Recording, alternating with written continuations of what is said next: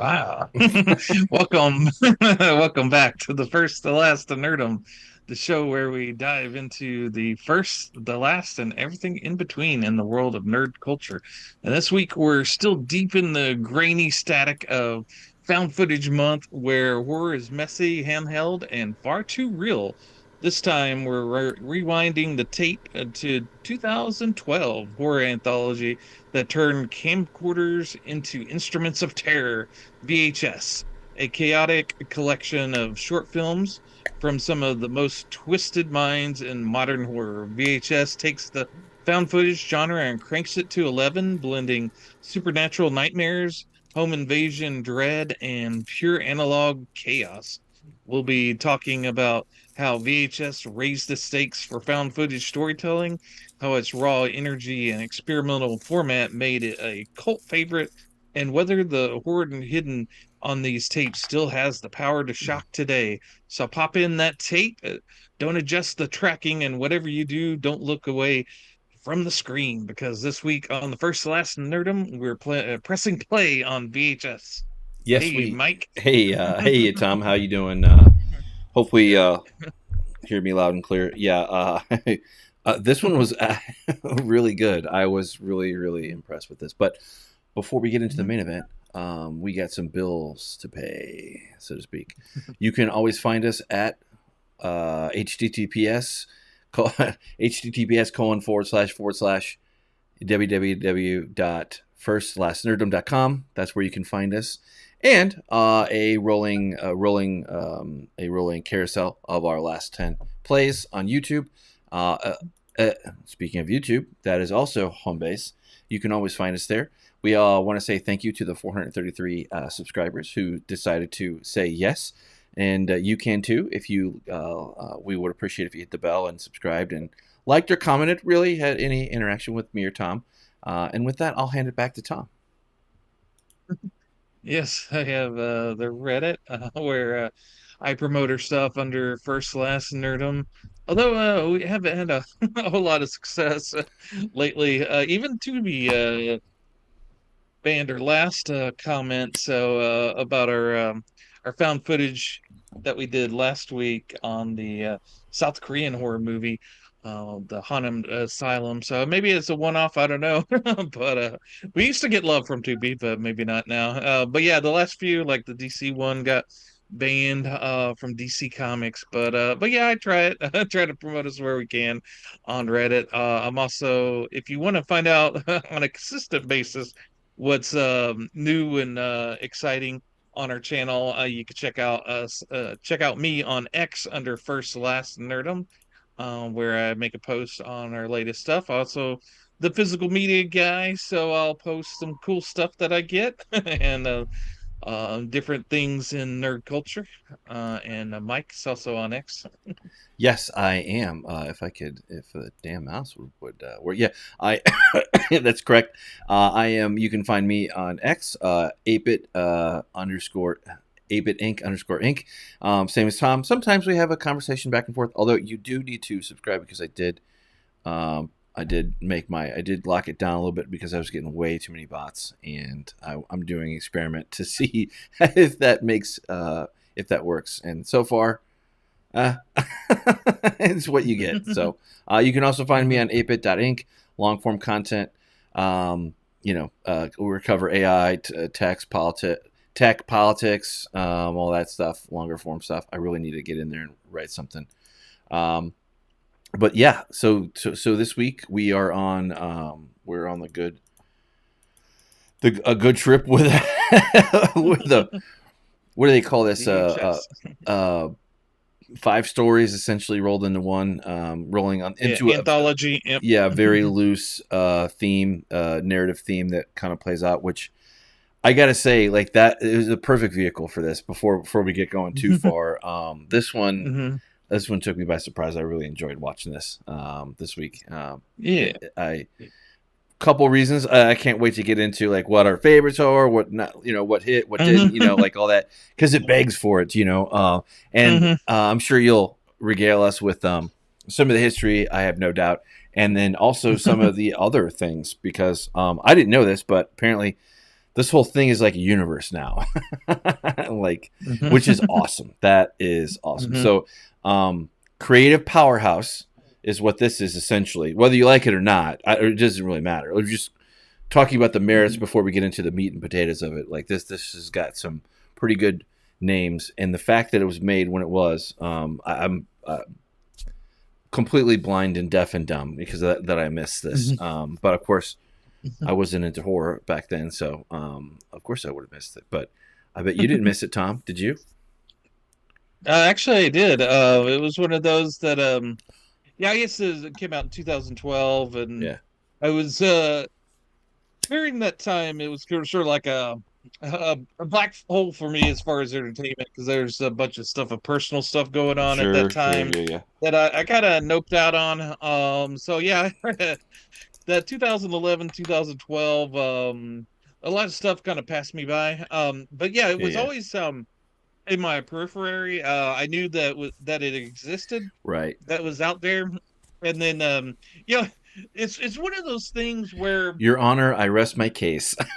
You knew about it. This it, is the point that I was yeah, I trying to knew get to. about it, but yeah, there's certain things where the further you get away from not seeing it, or not making contact with it, the harder it is to get back to it, Like, I got you. there's that sort of there's sort of like that barrier of entry. Is like, oh well, I kind of missed the boat on this, so Mm. maybe there's sometimes the hype is where it's at. But yeah, so yeah, I was afraid that once I got to it, it wouldn't be as special as it would have been if I had seen it previously. So I didn't actually watch it until this year, and That I is watched it, cool. and yeah, and I absolutely fell in love with it. Why wouldn't I? Like you were saying, Hmm. if this was a band, this would be like a super group. You got your major hitters. We've actually seen quite a bit of movies by two or three of the directors here already. I agree. who Yeah, are and I think that's why I'm leaning so hard into why I probably definitely enjoyed it because I have a more cultured, curated opinion on these things. As basic as mine is, and I do not claim to have hold any kind of anything but a super amateur opinion on horror. But what I have seen and what I have been challenged by, and what this is really awesome. Like I would never, even if I would have seen this back then, I would not have appreciated it or known what I was watching. To be honest with you, I probably would have just been like, "What am I watching?" And like, if I wasn't into it, I would have like just noped out of it. But that was kind of back in that era of movies. I was kind of like that too. Like I was very much in the Marvel. I had the Marvel fan helmet on, banging my head against the wall. Being a hooligan for that. Well, it was a lot of fun back then. Before you had 35 movies for every character that you had to go in and figure out. Anyway, just kidding. And actually, kind of the funny part is that we're reviewing this, and this is our found footage month. This is going to be. It came out in the theaters. It was released October 5th, 2012. So not quite exactly on the dot for us, but for the anniversary of it, we're right in the same month. So, and Yeah. this was a tell me, this was a special production. This wasn't like a typical thing, like where everything was lined up beforehand and everything was nice and neat, or was it? It's interesting. Yeah, there's I did since I'm the physical media guy, I went ahead and picked up Oh the yeah, let me put you on the Blu-ray. big screen. There's not a 4K magnet put out this Blu-ray. Actually, a lot of times you want 4Ks of things, but this movie is done. It has that VHS aesthetic, so Hmm. it's not all about high resolution, high fidelity. It's about that grimy, gritty, sort of down and dirty, sort of film as you go kind of mentality. So you don't need that high res. You don't need a 4K of this. A Blu-ray is maybe overdoing it even, you know. a DVD, or you almost this is one of those movies that begs to be on VHS. It's You know, just it's funny you say that because if it was, I absolutely would. Just because, just for the because, and I think it would to folks like us who grew up in that era or who actually had to watch movies, whether you're a kid or maybe in your early adulthood or whatever, college or otherwise. Mhm, And VHS was absolutely. around for a long time. Matter of fact, 2012 it was getting much harder to find, but you could find them. Hmm. And you Yeah. can absolutely, estate sale, randomly in your local area. You hit an Hmm. estate sale or something like that, or go to the whatever. I guarantee you would have found a stack of them, or a church yard sale, massive yard sale, something like that. A Yeah. bazaar or whatever, sales bazaar, Yep. whatever. But nonetheless, I and the funny thing too is, man, if it's so funny, it so put me in the mood to watch Blair Witch. It really did. And I couldn't help but I saw that there was I guess there's some video game for Blair Witch out. I didn't really look anything up Yeah. but and Yeah. and we may or may not talk about Blair Witch a little bit later on. Maybe we'll see. But wink, wink, hint, hint, maybe. But anyway, all joking aside, I really enjoyed this. I really got my money's worth from it, and I was happy Yeah. to to see Yeah. it. Yeah, you could. Yeah, it's out there on several different streaming services. But yeah, if you want a physical media of it, it's readily available on Amazon. I actually got it on Walmart.com. I'm trying to get further and further away from the Amazon culture. It's whatever. It's maybe a personal thing, but yeah, yeah, it's like $8 or $9 on Amazon or Walmart, but it Right, has a lot of cool extra features. It's got a audio commentary, a bunch of interviews, web interviews, and then right, it's got like an alternate ending for the last segment, really which we'll talk about here in just a second. interesting. It's not as, yeah, it's it's kind of interesting.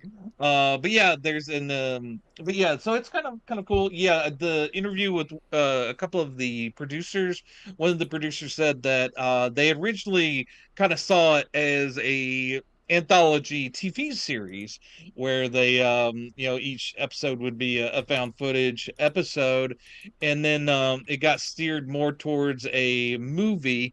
And so yeah, it's and the basic structure is that the basic idea is that someone has some mysterious person has cobbled together these extreme videos of found footage, and are passing and made from various sources, because not all of these are filmed on VHS. One's done on Skype actually, Hmm. and Yeah, it was weird. Yeah, but but it yeah, still held. It still but held. but Yeah. yeah, but the idea was that they pulled it from various sources, put it on a videotape, and are passing this around. These videos are so crazy you can't have them on the internet.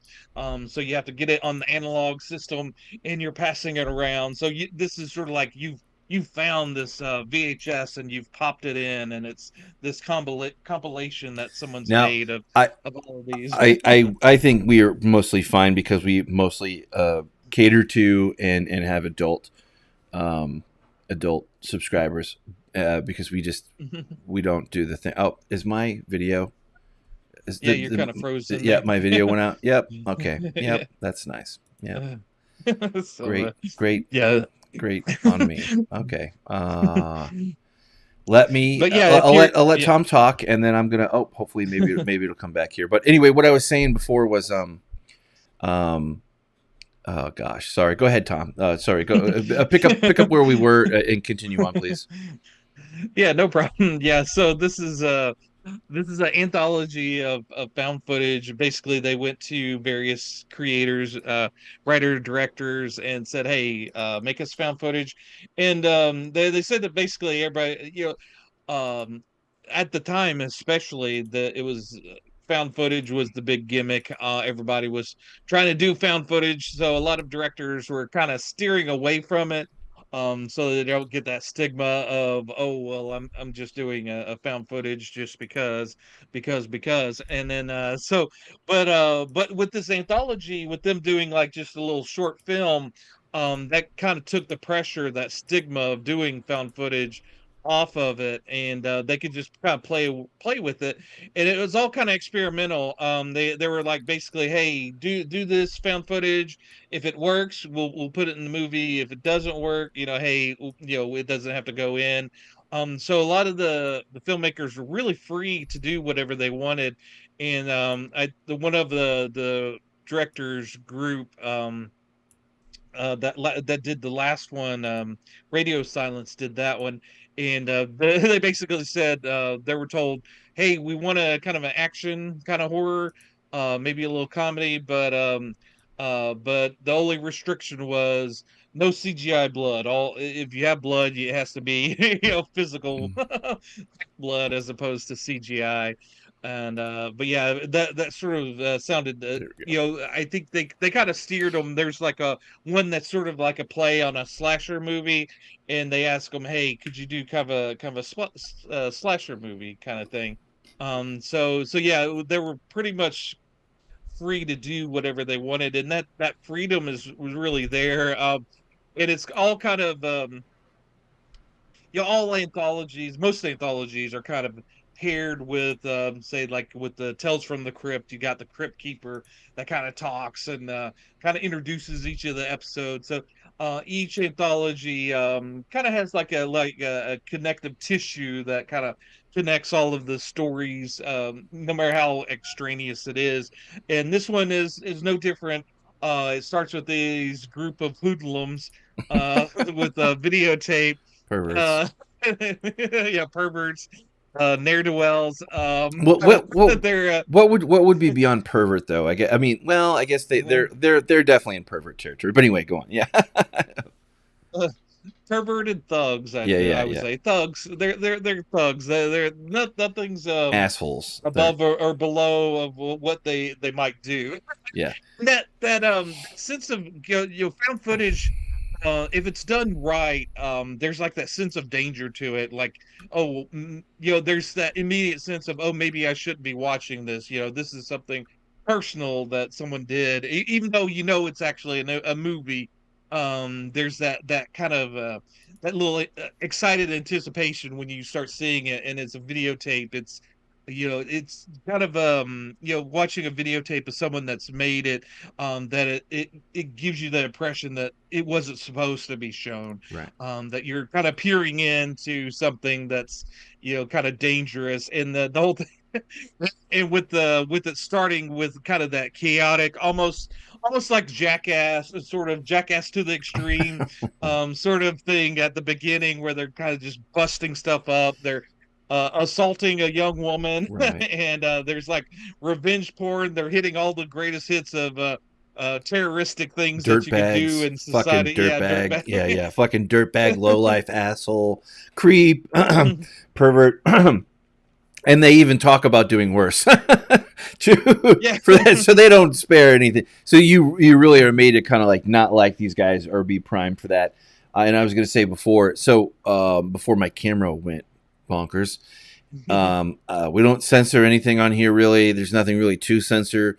But if you see an image from IMDb, that's the image you see. So caveat beware. So like I saw kind of a little bit, and that's okay. But I think most of our audience is mature enough to do that. As I said, thank you to the thing. But yeah, no, you're real. Yeah, this was such a mashup of other things too, and it's so funny that and this will kind of dip into a little bit. I think you masterfully executed the pairing for this week, because we're talking about VHS this one, and of course it's found footage, so it's going to have more organic or semi-organic, different styles of film telling. And we also saw a TV show for a binge-worthy show, what was from a very specific era of TV, and Mhm. both of these things play very, very well to what they do, is what I'm saying. So like they're very authentic to Mhm. their, obviously the TV show to its era. For what you got, you just kind of plug right in, and this also does a good job throughout the stories of plugging you in into that kind of time. It kind of shifts through time too, like you kind of mentioned before too, which is funny, and a very interesting way to tell the tale. But yeah, you had the asshole character. Sorry, I interrupted you, but I think most of the acting was on point. There were a couple ones that could have been better, like where I just wasn't into it as much, but weak, minor. I mean, you're going to sacrifice a little bit of continuity for doing this kind of anthology type Yeah. thing. Yeah, and the crazy thing is, like a lot of times, well, they'll with an anthology, normally you would film your segments first, and then the connective videos that you would do, the little connective story elements of it, you do at the end, because really don't know what you're going to have until the end anyway. But with this one, they actually filmed the connective videos first, and so yeah, they which kind of makes sense because it's not reliant. Basically, these thugs are breaking into a house to steal a videotape, and they don't know which one. They get in and they find out there's a bunch of videotapes and a dead man, which they're not too overly concerned about. And so they're taking their time and kind of going through the videos to see what they've got. And so the videos that they're looking at, you assume are the ones that are being shown, the little segments, and the characters may be disappearing or being killed off or something while they're watching these videos. But yeah, so then you have, I think there's about five to Yeah, six stories. 5. It's one of the things that people say about this movie is that maybe it's a little too long, maybe a segment or two could have been taken out. Although, I kind of go It's back and forth as arguable, to what, maybe. yeah, what you could take out. And then the producer said that they were looking to maybe take one or two out, but they loved every one of them, so they wanted to keep them in. And I think you can make an argument for each of the stories. I'm sure that both Mike and I have our favorites, but Hmm. I think all of them kind of stake their claim as far as being worthy to be in the movie. And the fact that maybe in the theater it might have been a long to set through, but at home watching it, with anthologies, it kind of encourages you to maybe pause and maybe get something to drink or whatever. So it's more evenly paced, and you could make your way through a 2-hour anthology as opposed to wanting it to be an hour and a half. And then I think it starts with a really strong entry and it ends with a really strong entry. I don't know if you want to start breaking it down to the individual segments. Yeah. Let's go ahead and take it from the first one, which is tape 56, directed by Adam Wingard, and Yeah. written also by him and Simon Barrett. And Uh-huh. then yeah, we'll, And we'll just start there. I guess I'll let you yeah. Yeah, lead and the that, way. well, we kind of already started talking about it. That's the connective stories. Yeah, And that's true. Adam Yeah. Wingard, yeah, and Adam Wingard is big time director now. He's did the last couple of Godzilla movies. So yeah, he's sort of big time. Yeah, and I think they did a good job with it. One of the things in the commentary, they were talking about, there's a scene where those perverted thugs are going into a parking garage and assaulting a woman to reveal her top portion. And I wasn't thinking about it while I was watching it because it was so realistic. But they had to get permissions to go there to do that, and they did.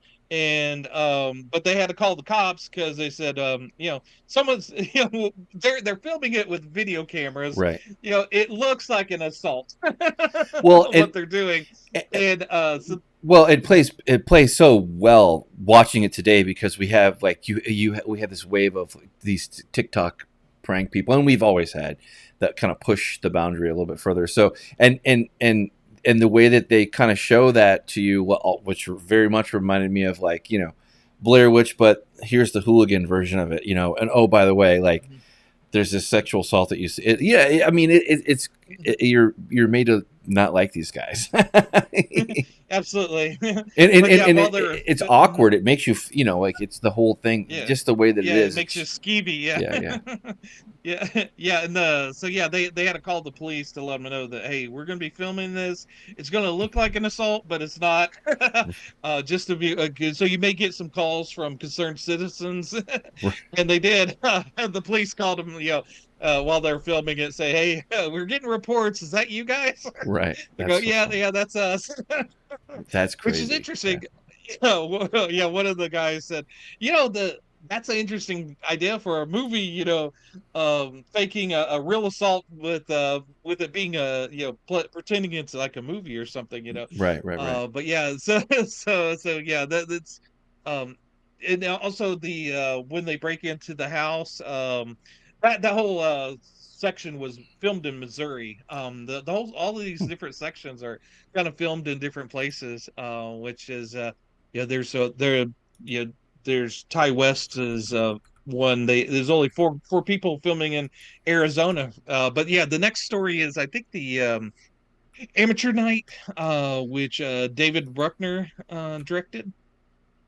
And did he write? I think he wrote that, didn't Yeah, sorry, I had that. I was he? screwing with the thing. Let me see here.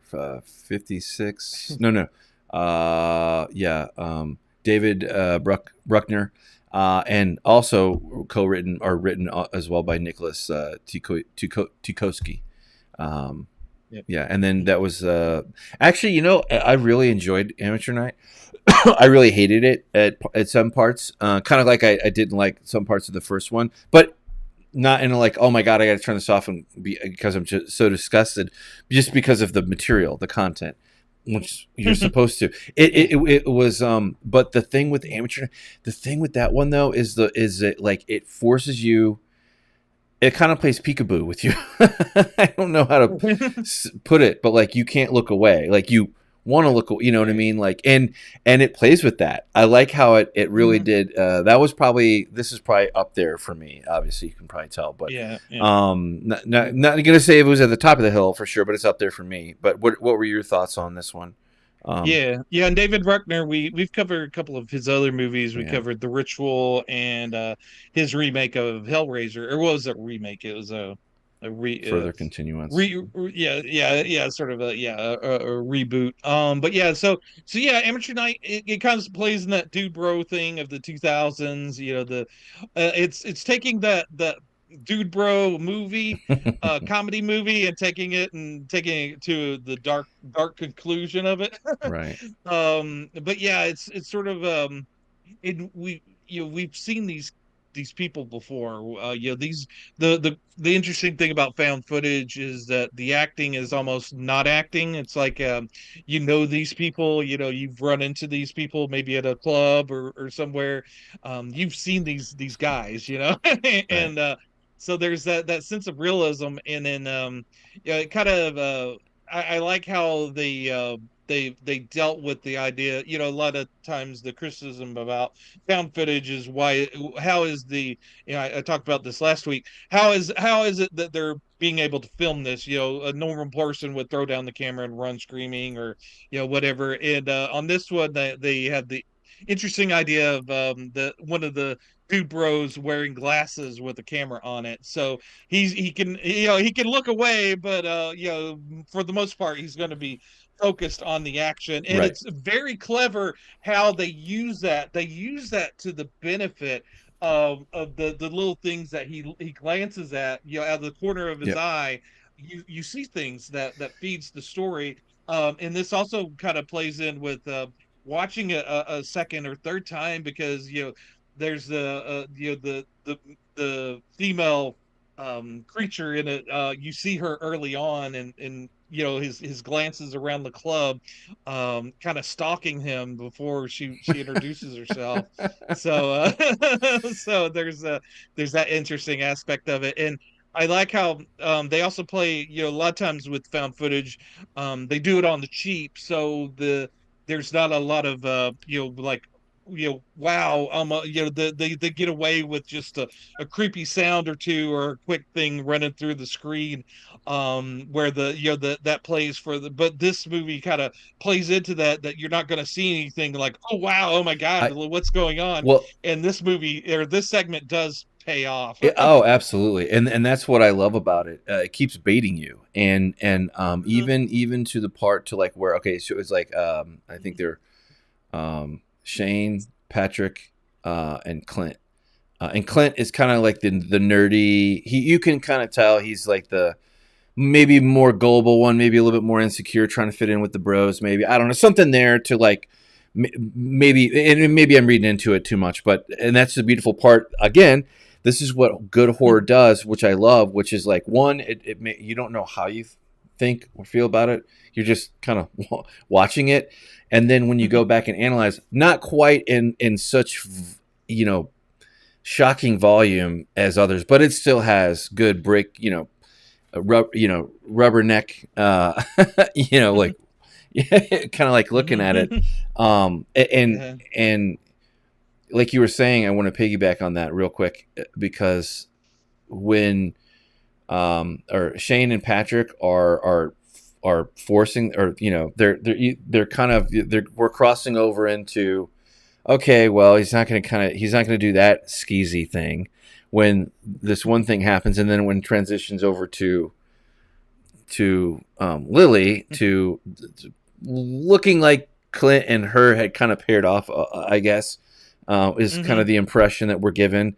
However, mhm, comma, these two guys they're bros mhm, are thinking a certain kind of way, and it's so funny because Clint he looks away. It's so funny. mhm, It's kind of commentary mhm, on like what is happening, and also could only work for that view, like you were saying, like the things that mhm. when you wait for you're rewarded with the eerie what Yeah. the yeah, Yeah, and it starts off as the guys as predators, and then gets kind of turned on its head, right. where Lily becomes the predator, and it's very yeah, it's one of those where you don't know who who's the person that you want to fall on as far as when you're watching something you immediately kind of think of who's the hero of the story, and there's not really a hero in the story, and there's like just you're just kind of watching it kind of but the fact that it's found footage and that you're looking through it through the eyes of one of the individuals, it forces you into it. You're a character in it almost, and but you don't want to be. You're kind of like, oh man, you want to step back, but you're pushed in. And then well, I forget the name of the character, but there's that one that didn't get a pair, didn't get paired off, and he's sitting on the front couch just laughing during the whole thing, and that just his laughter of the whole situation is just kind of makes your skin crawl a little bit, with the little music video going off on the Well, TV off to the side. that's one of many discomforting things that we see that Lily is capable of like when the story progresses, like Yeah. it's like it's like a reverse Beauty and the Beast, but adult rated. Yeah, yeah. There's I guess we won't get too far into the details, but there's a scene where you said Clint character is kind of trying to escape the hotel room, and he's running through the halls and crying out for help POV. and whatnot, and yeah, it's just so realistic, and it is because for the most part it is. They were talking about when they were filming it. David Bruckner said that when he's going to like the front desk of the hotel and asking those people, those are the actual people that work there, That's so and funny. and they were trying to giving them directions as far as what they would do, and they said, oh well, they've run into kind of weird situations at the hotel. They go, oh wait, well we wouldn't do that. We'd go for this phone, our emergency phone over here. And it was just kind of interesting, like the dad with the kid in the background, just wandering around in the Yeah. background. That was just them just going about their day as the the film crew was filming. So yeah, it just kind of gives that authentic feel that you don't normally get in That a budget Hollywood movie. well, that's why. Yeah, it is a found footage film, and I think this is probably why this has other things after it, which we might touch on a little bit later on. But it felt good. It didn't feel like a Hmm. carbon copy Hollywood just rammed through, some generic storyline or some rehash of it, whatever. It was unique, and that's why I understand why there's fans. Kind of like Art the Clown, Yeah. a way different genre, but or way different kind of phenomenon. But I can understand why. Yeah, yeah. So this was a very strong entry in the in it, and then the I think the next one is like the Ty West one. The I forget the name of it. Second Yeah. honeymoon, yeah, Hmm. yeah, the slow burn one, Hmm. yeah. Which, yeah, this is very interesting. I'm very very curious to your take on it. I'll let you go. Fire away first. Yeah, it sort of kind of chills out the kind of slows things down a little bit. I It like did, the yeah. yeah, I like the fact that yeah, they're telling a more quiet story, but there's like that quiet unease through the whole thing where you're not quite sure what's going on. And the couple they're one of the male guy in it, he kind of looked like Dexter to me, the guy Mm, who plays Dexter, Joe Swanberg, who actually directs one of the segments of the series too. So he's a director as well. But he's the guy in this, and him and his wife, they're trying to there's you could sense that there's kind of a disconnect between the two of them, that they're trying to kind of maybe reconnect through this sort of little vacation that they're doing, and they're kind of filming it, and so there's like that playful tension between them. They're joking, but all of their jokes kind of have an edge to it. right. I really enjoyed it because of that human aspect of it. But then there's also that element of what is going on. There's like a hitchhiker. This is the only one that doesn't have any supernatural things Mm-mm. to it. No. So this is more of a straight ahead kind of story.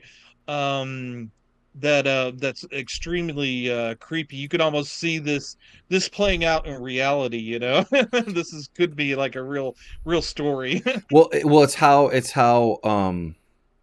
that's why it kind of slows it down and throws you back into reality, right? To chill you out. Hmm. And then Uh, it's just funny too.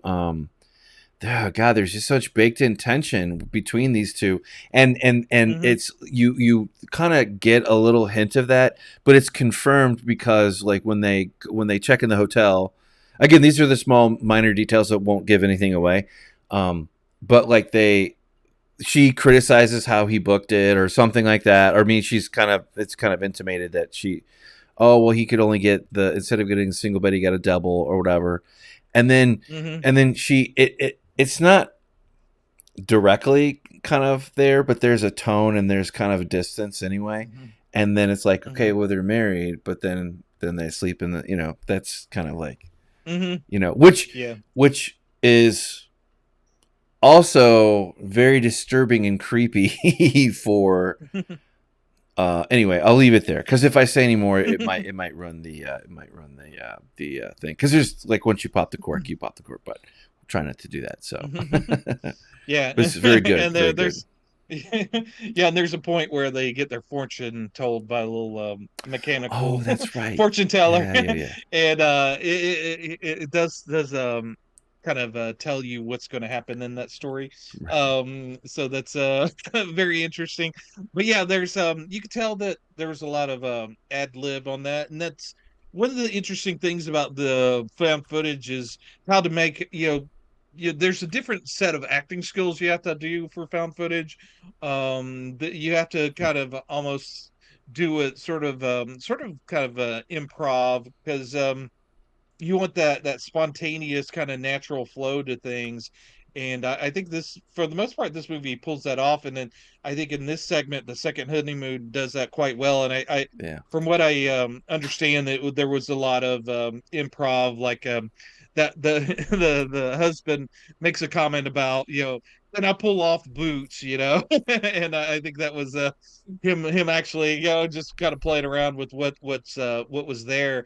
And then they go to the Grand Canyon, and he's kind of crawling out, and you must get kind of wondering, okay, is someone going to get pushed off? You hear so many stories about that, where you kind of got kind of trepidatious about that. But he gets out there, and there's like a woman 50 feet away that he could actually overhear her conversation on the phone.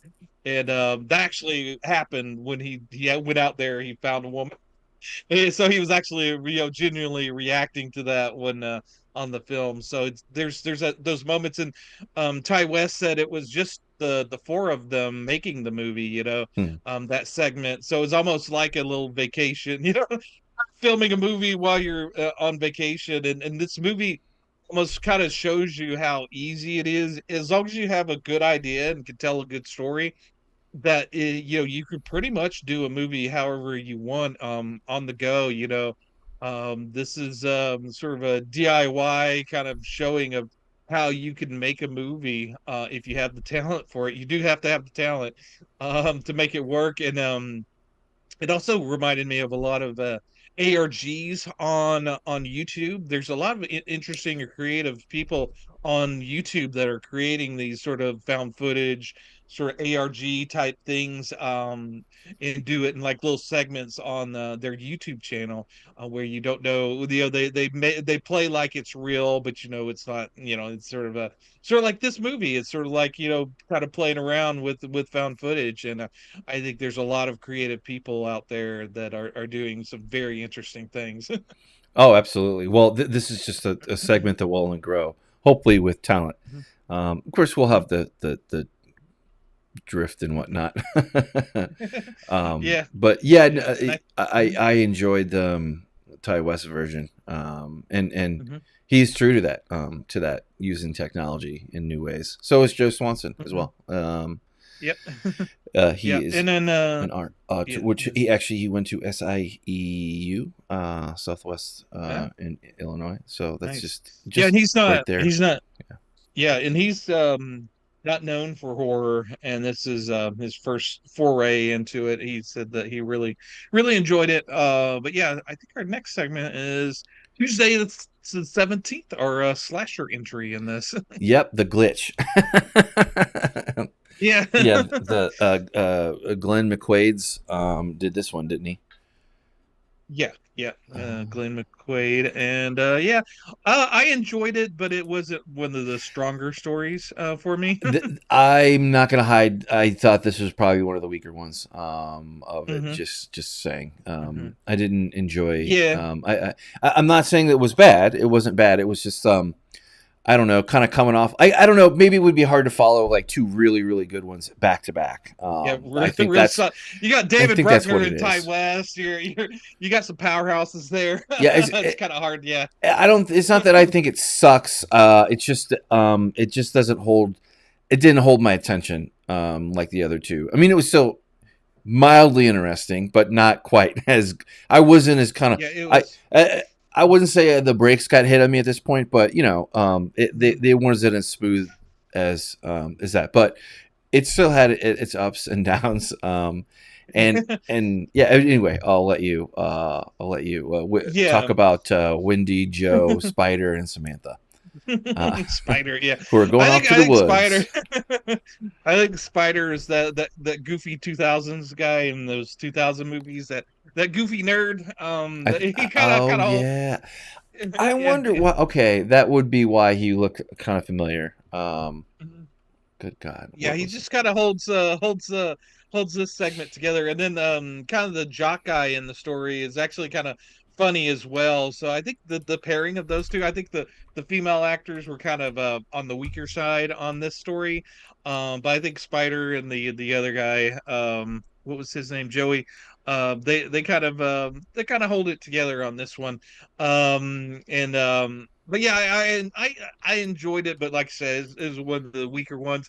I think you need that between the second honeymoon and then the sick thing that happened to Emily when she was younger. Uh-huh. That those are both kind of slower, kind of downbeat ones. So you need a little bit of a punch in between those. True. Which Tuesday the 17th definitely does. Kind of has a little bit of humor. Like I said, it's a little slasher movie. It's kind of a play on the traditional, Freddy Krueger, Jason kind of killer, more of Friday the 13th Jason sort of killer in the woods kind of thing. Yeah. And I think they have a couple of interesting ideas there that kind of keeps you going. I think if you made it into a movie, it wouldn't work, but No. for a small segment in this movie, Perfectly it works adequate. well. No, Mhm. yeah, perfect. We're talking about something that has small wings and a small landing, not big wings and big wheels. So like it can't land on Absolutely. it landed just the way that it should. If it were a movie, it wouldn't have been able to land on the small runway. Made for a little Yeah. plane, but for little wings. I'll put it that way. Yep. Yep. And then we have the next story, the Good sick God. thing that happened to Emily Yeah, yeah, when yeah. she was younger. Yeah, this one is it's raw. Yeah. And this is to say something for the things that we've seen up to this point, in the Hmm. thing. So it Yeah. Yeah. doesn't And flinch. this is Yeah, no, I was going to say that this is written by Simon Barrett, who also wrote the tapes 56 intercuts, and then directed by Joe Swanberg, which was the actor in the second honeymoon. Yeah, this is sort of a this is all done in a Skype call, Right.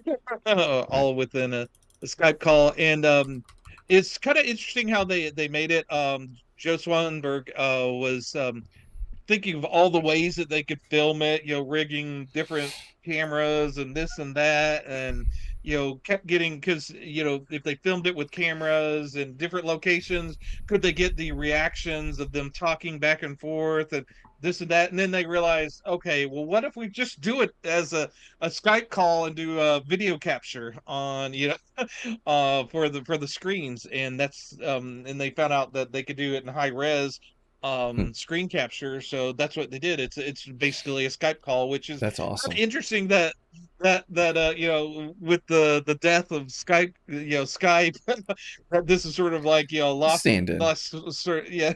Yeah. But yeah, it's and you're dealing with video cameras that we're using here. The actress that plays Emily in it, yeah, she was talking about, she had to be her Ellen own Rogers. camera Yeah. person. Yeah, yeah.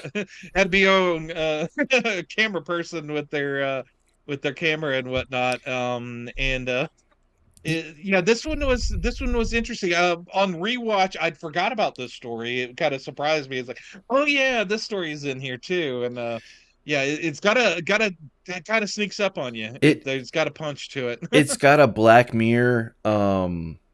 Outer Yep. Limits, but with a dark twist. Even more darker Hmm. than Outer Limits. Like the Outer Limits would only go so dark. I think Black Mirror goes.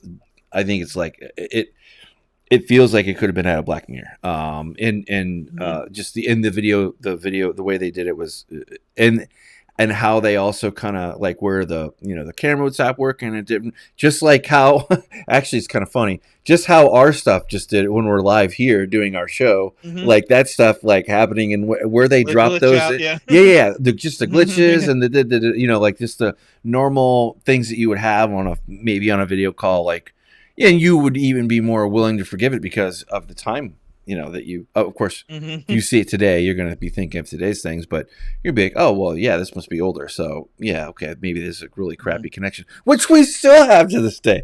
Yeah. Amazingly. Absolutely. Which Yeah. it just goes to show that when you tell the story, rarely does the world kind of work and fit within the modern context for that. So maybe in 20 years it won't make any sense, but it still holds up Hmm. to this Yeah. day. But it's just Yeah. brutal kind of tale, horrible tale of exploitation, and I'll leave it there. Like, really, I mean, Yeah, stomach churning yeah, stuff. Like this is not. yeah, We're getting back into the good yeah. stuff. Like Yeah, there's a little bit of body horror in this, definitely with her and her skin, and yeah, it just gets yeah, it makes your skin crawl, and also the aliens. you're yeah, yeah, you're very fascinated by the story and the interplay between the two characters, and you get caught up in it, and you don't realize with technology, especially with technology like with Skype, we were talking about it no longer being around, wait 2 or 3 even years, that the technology you're spotlighting in your movie is gone, and is kind of antiquated. The time frame for technology is a very small window, and I think they did an excellent job. And also, if you do something with technology and you don't understand that technology very well, Right. or in that world, it can kind of come off as, oh, this boomer's doing this thing with Skype, and he doesn't know, the slang or the terminology, or how real people actually use the technology. Whereas the people that were filming this were younger, and they use this day to day. They know how this works, and how a Skype call would happen, and so that you don't have that Hollywood angle of not understanding what the thing that they're trying to cover. They understand it. They know how to make it work. They know, so that part is second nature. You're not really second guessing what they're doing there, because it feels real. And and since it feels real, the horror of it becomes even more real to you. And yeah, it's and also I think the Helen, who plays Emily, is such an endearing character in Mm-hmm. this, that you're kind of in with her, and the stuff that happens to her, just that makes it that much more dramatic. Well, it breaks your heart. I mean, Yeah, you're like, absolutely. oh no, like, I mean, Hmm. no good. There's no good in this for Emily whatsoever. Like that's, No. and it makes you hate her boyfriend, even more. Hmm. So I mean, Yeah. you know, Yeah, and who and who you you, become you at the start was a sympathetic character, because you thought maybe she was just crazy, but oh right, yeah, yeah, it's that's fascinating. Yeah. yeah, that's true. Yeah, that's true. Yeah, and then you see, oh, hmm, okay, now I Yeah. can kind of see where that's coming from. Uh, Absolutely. which And then would be funny mhm. to, and I'm sure there already is out there. I'm sure we'll run into it at some point, but it'd be really interesting to see what they do, and I'm sure they have. Well, with the concept of that, but have it to be a mini Mhm. series, and it be from the view only the videos of the therapist and the maybe the victim or the Mhm. suspect. Who knows? Like they're the Yeah. antagonist. Who knows? Who knows? But maybe I should write something. I don't know, or not. Yeah, that's one of the things about this movie, is it gets your creative juices kind of True. going. It's like, oh, what could we do? Yeah, but the thing about a cool movie like this, where it makes it look easy, once you start doing it, you realize, oh, it isn't easy. Maybe the tools are readily available, but there's a reason why top movies aren't coming out by just regular people. Yeah, there that does require a little bit of talent. And then our last story in this is 10/31/98. Yeah. Now the title's interesting. It's a date. Takes place in 1998. The reason why VHS is written with the slashes is that the producer's original idea was each of the stories, much like a videotape. A lot of videotapes just have a date on it. The segments were just going to have dates on them. Hmm. So that's Oh, I see. why the VHS has a slashes like a date. That makes Which sense. turns out that only one of the segments actually did that, so they dropped that idea, but they kept the. Although I think it still kind of looks cool with the VHS title. It intrigues you. It's like, why is there slashes? But yeah, 10/31/98 is done by Radio Silence, which is a Man. group of guys. Yeah. I think four guys. they wrote, directed it all together, and they acted in it. I think three of the group are the actors, the main guys in the You're right. in the movie. And this one's sort of like like they were they wanted them to do kind of a action sort of comedy kind of thing, and I think they really pulled off all of it. The action is really wild in this one. The horror is very much in that. I think the star of this segment is that house that they filmed in. That Creepy ass that yeah, fucking cult. they lucked out. They very much lucked out finding that house. But yeah, I think they said they found it on a Thursday and or Friday and filmed it on a Sunday. But yeah, it was very quick, and them being sort of like a comedic group.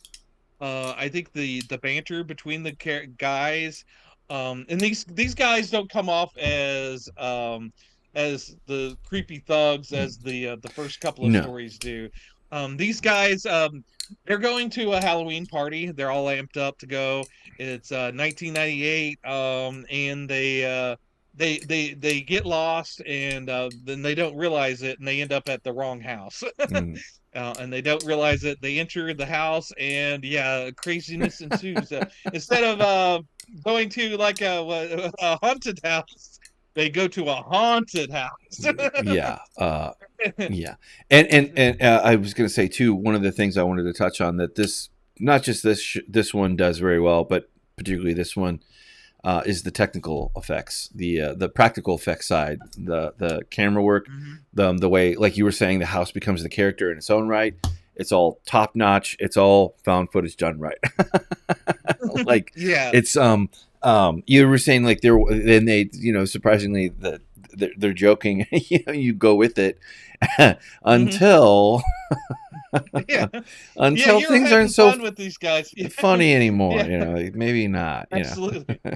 Yeah, there's a lot of cool details. Like there's the guy in the bear suit that has the camera in his hat or his head thing there, and there's like little cool little details that you um pick up on maybe the second or third time watching. There's he's walking through the house. There's a lot of stuff done with the house. Like he notices like a little bear, a little stuffed bear on the fireplace mantle, and then he goes upstairs and there's that bear on the bed again. So it's Oh, like oh, there's different, there's still little different little objects that follow him throughout the through the house, and then there seems to be kind of a ghostly woman that kind of follows him as well, that you catch out of the corner of your eye or in a pane of glass. There's a lot of CGI work that's done through it right. that's done extremely well. It's very much restrained, but when it pops up, it's terrifying. There's like hands going through the walls that is the most effective version of that I've ever seen. A lot of times it looks kind of plasticky and unreal, whereas I don't know if it's because of the filters that they kind of fed it through, that made it look more realistic. But yeah, they did film this in with these high def digital cameras, but then they kind of ran it through these different processors, and re-recorded it on DVD, and just kind of downgraded it to the point. And they said when they first originally shot it on the high def digital cameras and they watched it on that way, it didn't work, and it wasn't until they kind of stressed the film and tore it down to the level that it is Broke it down. at Right. now. Yeah, that it finally it clicked and Fits. started Yeah. working. It's kind of fascinating, that process. But yeah, this is I think, and then also there's definitely a story going on here. But one of the fun things about found footage is you're not most of the time you're not given the full story. You're kind of having to piece it together. You're playing detective, much like the people in the story. If this happened in real life, you wouldn't know the whole story of this house and what's going on here. You'd only get like a glimpse of what's going on. And I think the fact that these are little short films Whereas if it was a full film, you'd really want to know what was going on. You'd leave unsatisfied. But the fact that this is only like a 20-minute story, that you're in and out, Right. you're just enjoying the ride, and then after the rides happened, you can kind of speculate on what was going on, and kind of it's sort of like a kind of fun mind game. But yeah, that's they're playing to the strengths of the medium, and what they're doing here. And I think this is one of the more stronger stories in there, and it's makes sense that they would end it with this one because Right. it's kind of a powerhouse punch to the end, you know. No, I agree. Yeah, it definitely it ends strong. Now, how does that ending?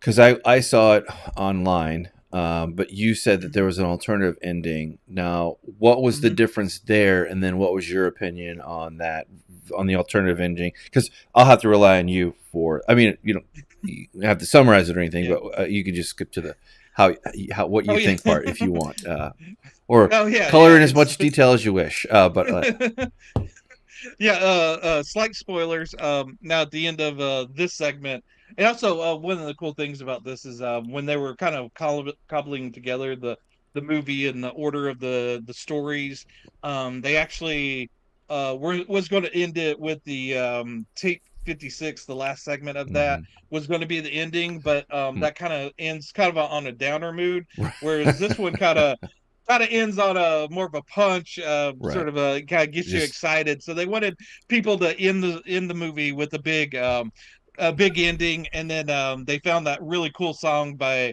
the Death Set, the really rocking kind of punk song at the end, where and you get a return of them just smashing stuff. It really makes you, it really picks you up and gets your adrenaline going, and it's like, yeah, it's sort of like a party movie at that point. it is true. Um, It does it. You don't wait too long before you get into the hooligan, and the smashing, and then the random commentary and whatever, and then how you end is very very Yeah, but literally a train. I mean, like yeah, it hits you like a train. absolutely.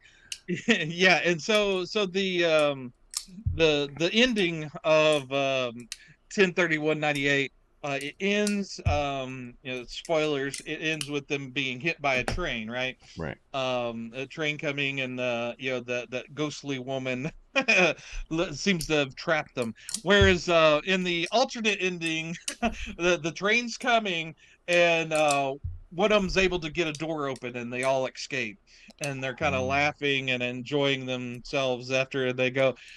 And one Hmm. of the guys that was kind of he through the whole thing, he's like, I was lost, I don't know where we're at, I don't know. And then in the alternate ending, they're getting out, and they're kind of laughing at surviving it, and then he goes, I know where we're at. Let's go this way. This is we're down here. Oh, let's go off. And so it's sort of like them just walking off, shrugging it all off, kind of laughing it. That's So it's funny. kind of a joke alternate ending. But it's kind of fun to see. Just kind of plays with the whole kind of fun nature of this. It probably plays more into the comedy aspect of I guess the group. I know that the Radio Silence have gone on to do some other horror movies. I was kind of interesting to see more of their stuff It would because I be was hell really yeah, taken, yeah. yeah, taken with their stuff. And in fact, I'm kind of interested in seeing more of the VHS, because like you said at the beginning of the show, there are sequels, and Hmm. there's some prequels, Yep. and there's this and that, and there's actually I didn't realize it, but there's a movie called Yep. Siren that actually forms the amateur night Yep. into a full movie. So yeah, there's a lot of stuff that we can kind of dip back into on this. Maybe we could do a month of VHS or something. Oh yeah. Well, for sure. I have no doubt that like maybe we'll definitely find some lower tier ones, but I think Oh it would yeah, be absolutely. absolutely worth it though for some of the really great storytelling that we got Yep. from that with that. I'll ask you. We're not Hmm. going to go through like a big thing here, but well, we kind of are. It'll be interesting to see what your favorite one was and what your least. I guess we could start with least favorite, maybe if you wanted to walk up that ladder, or entertain me in there.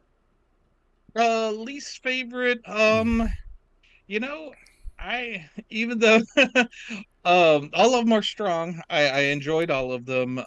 But yeah, I think on the bottom rungs is either Tuesday the 17th or the sick thing that happened to Emily when she was younger. I Interesting. would probably say I would probably put mm, you know even though it's a better segment, I think the sick thing kind of drags the movie down a little bit too Hmm. much for me. It seems kind of out of place. Interesting. I think that's why I forgot about it when I came back to it. I think it would work better in a different movie or a different anthology, but yeah, I'm happy that I've seen it. It's really interesting, but yeah, I think that's probably the weakest for me. Although it is a great story. Yeah, I can see I can see where you would be with that one. I would agree with the sick thing about Emily. For me, I just think I got something out of it more than I did than the Tuesday the 17th. Tuesday It's just 13. yeah Yeah. to the yeah that it just was just it didn't hit the it just didn't quite hit the it didn't even like make it on base in my opinion. I mean, it wasn't terrible. It didn't suck. It just Hmm. he's just the weakest anchor. Hmm. And then I think I got a little bit more out of, but I could understand why you would say Hmm. the sick thing that happened to Emily. Hmm. And then I guess we moving up from there. Where does that leave? Three more, the top three, essentially just Hmm. the. Well, Yeah. okay. Well, I kind of named my bottom two. What was the other one for you? The sick thing that Emily, and then was it Tuesday, the Yeah, 17th? Tuesday the Okay, 17th. yeah, I okay. think So we're in agreement on we're just like kind of flip flop there. that. Yeah, Well, no, and that's fair. And then so that just leaves 98, amateur night, and 56, tape 56, wraparound. mhm. We're Second honeymoon. yeah, Yeah, yeah. Oh no, you're right. You're yeah, right. Yeah, yeah. yeah, yeah. I take 56. Or the top I don't four, I really should say. put. Yeah, yeah. I think tape 56 is probably above those two, and then I put like second honeymoon, and then my top ones would either be amateur night or 10/31/98. I kind of go back and forth on those. I think I think I'm right I there think with it's you going to be the with the mid with what you said for yeah. tape 56. I Uh-huh, agree. Um, uh-huh. it would not be in the top. It would be Yeah, mid no, grade. Yeah. no, no, and I think so I think my top one wins out is 10/31/98. So mine's 10/31/98 amateur night, second honeymoon, take 56, Yeah. Tuesday the 17th, and then the sick thing. Okay. Yeah. See. Although yeah, if I was going to Yeah. No, go all out like that. I love it. No, I would say mine would be amateur night one, and then second honeymoon, and then 10. 31. Yeah, 98, and then the others flowing down. But Gotcha. yeah, no, Hmm. I really am curious to. Oh man, I really want to go back. I want to go. I want to know more about that. That very interesting. I wonder if the movie could be done because I'm talking about Siren is what they did. Like from that Oh 20-minute yeah, yeah. short, For that's amateur night, unheard yeah. of. Like that a short would go on. The only one that I can think of that did that, which actually it kind of was I'm pretty sure it came like was it Art the Clown? Wasn't there wasn't a short that came before that, right? Or was there? Was there There some was kind? there Wasn't was a there a short, yeah. there wasn't there like a short Hmm. little stub or sham or something that kind of kicked it Yeah, off, right? there's All Hallows Eve, which is their anthology series that Art was one of the segments in. Right. So yeah, which we didn't know we were going to maybe cover, but we didn't cover That's in why I remember it. That's why it's Terrifier right. challenge. Yeah. So technically speaking, so like it would just be. But however, I would say the Arthur Collin was way more successful because like I haven't heard of a Siren two, three, or four, five, but who knows? Maybe they are. I don't know, but not quite like Art. That's for damn sure. Yeah, you say his name, and he Yeah. has to appear. Looks like he'll be It's he'll. like what? I don't think that he would ever let us miss any Halloween. No, no, he's always with us, Yeah. even if he's off camera. And he's always there staring at me. Yeah, no, I really enjoy. I guess the kind of I guess we're getting up to kind of the caboose, but I really enjoyed Hmm. the most of these. I did enjoy. I found something that I could pull from them. Probably, like I Hmm. said, the weakest one for me was the Tuesday, but Yep. Yeah. When I saw, mhm. the Yeah. point is that like you were saying, it gets you interested in like asking more questions and maybe even picking up something yourself and doing something. I don't know, but Yeah, absolutely. There's that like I said, that DIY kind of aspect to it, that kind of jackass sort of oh man, we we can get together and do some crazy stuff and hurt ourselves and and maybe make something out of it aspect to it. But yeah, I watched it and yeah, I wasn't expecting much from it, but then after I watched it, I was very hyped about it. I was very excited about bringing it to our show and so that we could talk about it. That's the exciting thing about our show is that you see something cool and then a few weeks later you get to talk about it together here on this thing and sort of expose you to it, but also maybe expose to a few people out there that watch us. And if you are watching, let us know what your favorite segment is. Tell us why we're wrong and which segment is the best for you. But yeah, we're the first to last of Nerdom, and you've been watching us. And did you want to run them through our socials again? sure, yeah, I can do the 10,000 foot thing. As always, we are firstlastnerdom.com, where you can see the rotating last 10 carousel of things we've done as we do this thing, as well as a little bit of Tom's links and my links. Should you want to find us on our other social media outlets, and with that, you have one, sir. I will hand it back to you. Oh yeah, I'm on Reddit first last nerdum. Yep, I'm also on X under first last nerdum, and then I picked up some cool physical media. I got sort of Zach Krieger stuff, his latest movie Weapons, and then he started out in the comedy sketch group The Whitest Kids You Know. I've actually not seen the whole thing. I've only seen a few segments here and there, so kind of excited about going through all 60 episodes and checking them out. I Tom, know it's out. Uh-huh. I think I'm going to have to join you because that is just gosh darn fun. And just wait till you see the bears on the moon. I'll definitely look forward to it. And that one's out on DVD. Probably because since it's done, kind of probably wasn't recorded in high def. Doesn't need that. But yeah, it's on Amazon for like $40. You get 60 episodes. It's a really Pretty good good deal. deal. Yeah. Yep. But yeah, that's the two things that you can actually get by Zach Krieger. He also directed Barbarian and Shame, Shame, Shame. It's not out on physical media. They should fix that right away. But yeah, until then, that's the two things you could probably get. I think he did another movie as well, but by as comedy. But I haven't picked that up. But yeah, and I think Mike, you got some socials as well. I do. I do. You can also find me on X at ApeIt_Ink, as well as my long form website, ApeIt.Ink. And of course, I didn't say it, but I'll say this for the caboose as we walk out the door before we close it on you. Not slam it, close it gently. We would invite you to join us next week. So we appreciate you very much if you stick around Yep. this long. Yep. First Last Nerdom, always available at First Last Nerdom on YouTube. And I think that's going to bring up the caboose and wrap it for the Yep. week. Yep. And we've got a couple more weeks of found footage. Get ready for those. Yeah, the crazy thing is with those found footage, there's a lot out there. You don't think about it, but there is. So yeah, there you get towards the end of the month and you say, oh man, we should have done this one, we should have done that one. Let us know which found footage movie we should do in the future. Also, we got a series called Binge Worthy.